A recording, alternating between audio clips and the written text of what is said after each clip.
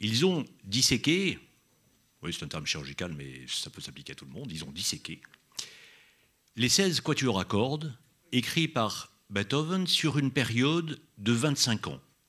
Ils ont fait 4 groupes qui correspondent aux 4 stades de l'affection dont souffrait Beethoven, qui en plus de ces acouphènes, avaient une perte progressive de la perception des notes aiguës. Ça a commencé dès l'âge de 30 ans. Et ça s'est aggravé au fil du temps pour aboutir à une surdité totale. Et donc, en disséquant ces 16 quatuors à cordes écrits de 1798 à 1826, ils ont regardé quelle était la proportion de notes aiguës dans le premier mouvement de chacune des partitions.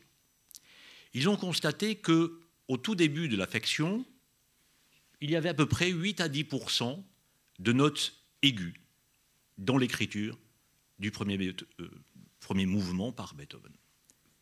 Ensuite, quand l'affection s'est aggravée, ils ont vu une chute de la proportion des notes aiguës à 2%, voire moins, et bien sûr une large place donnée au médium et au grave.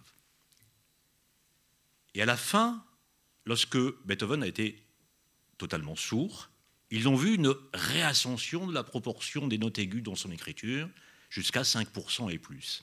Et leur analyse a été de dire, eh bien, au début, le musicien écrit physiquement, à l'oreille, ce qu'il perçoit.